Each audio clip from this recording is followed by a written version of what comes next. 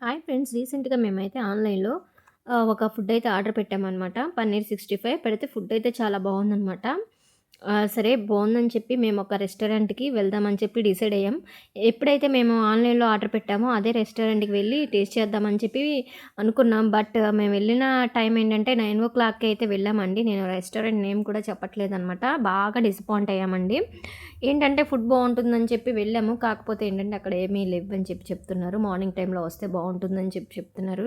సరే వెళ్ళినందుకు ఏదో ఒకటి తినాలి కాబట్టి తిందామని చెప్పి ఇలా మొదటిగా సూప్ అయితే ఆర్డర్ పెట్టామండి. వెజ్ మ్యాన్షూ సూప్ ఉంటుంది కదా! అదైతే ఆర్డర్ పెట్టాము. బయటేంటంటే చాలా రెస్టారెంట్‌లో టేస్ట్ చేసామండి. చేసినప్పుడు అక్కడైతే కొంచెం పుల్ల పుల్లగా, కారం కారంగా, వేడి వేడిగా ఆ సూప్ టేస్ట్ చేసినప్పుడు చాలా బావుంటుంది. కాకపోతే ఇక్కడైతే అలా అనిపించలేదనమాట. కొంచెం సాల్ట్ కూడా ఎక్కువైపోయిందండి. సరే వచ్చినందుకు ఏదో ఒకటి తినాలి అని చెప్పి మేమిలా ముందుగా అయితే ఈ సూప్‌తో అయితే స్టార్ట్ చేసామనమాట.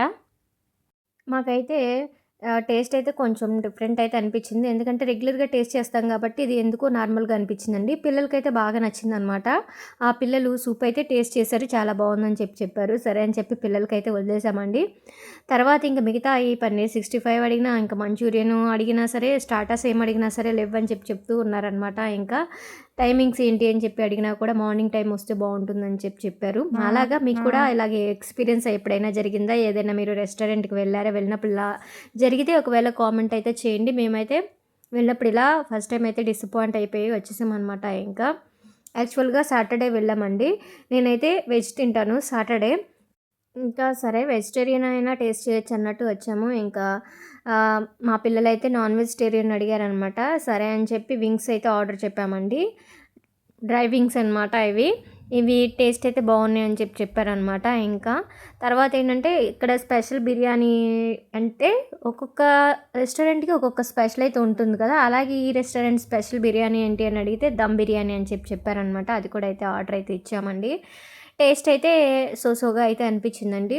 ఎందుకంటే ఆహ్, ఎప్పుడూ తినే ప్లేస్ కాకుండా డిఫరెంట్‌గా ట్రై చేయాలి అనుకున్నప్పుడు మనకి ఇలాంటి అనుభవం ఎదురైతుందనమాట.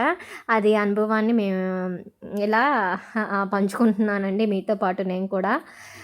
ఏంటంటే ఎప్పుడు తింటున్నాం కదా! బోర్ కొడుతుందని చెప్పి ఇలా కొత్తగా ఏదైనా రెస్టారెంట్‌లో ట్రై చేద్దామని చెప్పి వచ్చినందుకు ఇలా జరిగిందనమాట ఇంకా.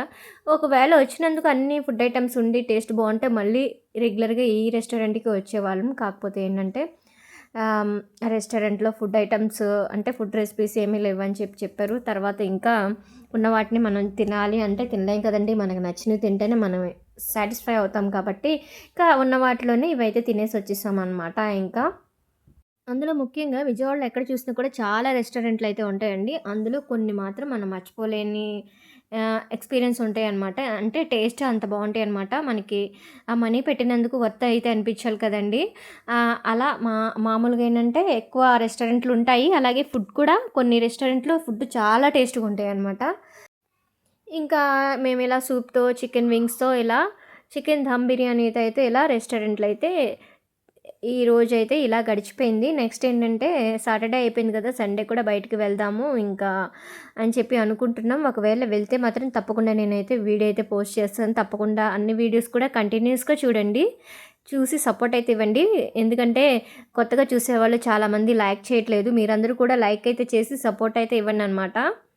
ఇంకా రైతా కూడా చాలా ఎక్కువిచ్చారండి. మెయిన్ ఈ రెస్టారెంట్‌లో నాకు నచ్చినవి ఏంటి అంటే, పింగాణీ బౌల్స్ కానీ, పింగాణీ ప్లేట్స్ కానీ ఇచ్చారనమాట. అవైతే నాకు చాలా నచ్చిందనమాట. మీరు చూస్తున్నారు కదండీ! అలా బిర్యానీని అలా పింగాణీ బౌల్‌లోనే పెట్టయితే సర్వ్ చేస్తున్నారు. ఆహ్, ఇంకా ఇక్కడ రైతా ఎక్కువైతే ఇచ్చినట్టయితే అనిపిచ్చింది. రైతాను, కట్ట నాకైతే ఇక్కడైతే ఎక్కువైతే ఇచ్చారా అని చెప్పి అనిపిచ్చిందనమాట ఇంకా.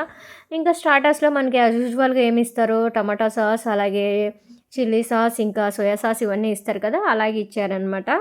అన్నీ కూడా పింగాణీ బౌల్స్‌లోనే సర్వ్ చేశారు. అదైతే బావుందండి. ఇంకా సర్వింగ్ కూడా చాలా బాగా నీట్‌గా అయితే సర్వ్ చేశారనమాట.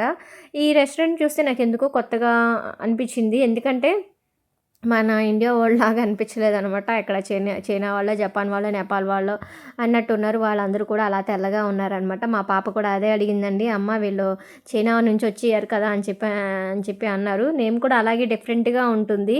కాకపోతే ఏంటంటే నేను నేపాల్ సైడ్ అటు నుంచి వచ్చిన వాళ్ళేమో అని చెప్పి అనుకుంటున్నాననమాట ఇంకా. వింగ్స్ బాగున్నాయి. కొంచెం సూప్ కూడా పర్లేదండి. ఇంకా బిర్యానీ అయితే బాలేదని చెప్పారనమాట. ఎందుకంటే నేను టేస్ట్ చేయలేదు కాబట్టి మా హస్బెండ్ టేస్ట్ చేశారు ఇంకా.